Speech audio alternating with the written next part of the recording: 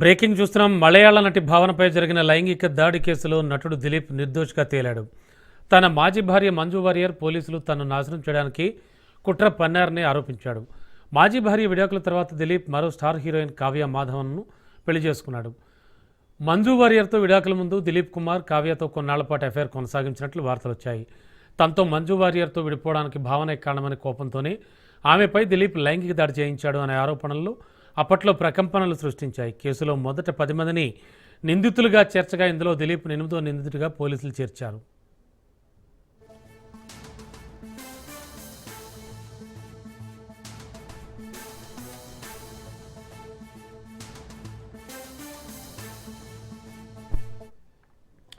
"2010లో నటి భావన దిలీప్ కుమార్తో పాటు కావ్య మాధవన్ ముగ్గురు కలిసి యుఎస్ఏ టూర్కు వెళ్లారు. అక్కడే కావ్య మాధవన్ దిలీప్ కుమార్ మధ్య రిలేషన్ ఉన్న విషయాన్ని భావన గుర్తించింది. అలా 2 ఏళ్ల తర్వాత మంజు వారియర్కి తన భర్త దిలీప్ కుమార్ అఫైర్పై అనుమానం వచ్చింది. దీంతో నటి భావనను పిలిచి ఆ విషయంపై క్లారిటీ తీసుకున్న మంజు వారియర్ దిలీప్కి విడాకులు ఇచ్చింది. 2016లో ఆయన కావ్య మాధవన్ను పెళ్లి చేసుకున్నారు.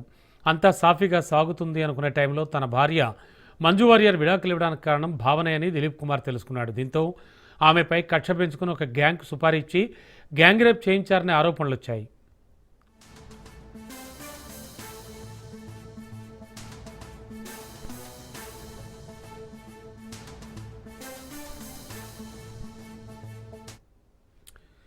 సినీ ఇండస్ట్రీలో స్టార్డమ్ సొంతం చేసుకోవాలనే ఆశతో ఎంట్రీ ఇస్తూ ఉంటారు. ఎంతోమంది ఇండస్ట్రీలో తమను తాము నిరూపించుకోవడానికి ఎన్నో ప్రయత్నాలు చేస్తూ ఉంటారు.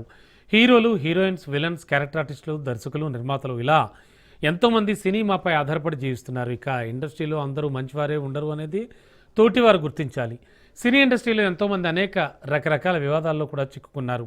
కొంతమంది అనేక క్రైమ్స్ చేసి జైలు పాలైన ఘటనలు కోకొల్లలు. అయితే ఓ స్టార్ హీరోయిన్ భర్త చేసిన పని దక్షిణాది సినీ ఇండస్ట్రీని షేక్ చేసిన ఘటన ఇప్పుడు చర్చనీయాంశమైంది.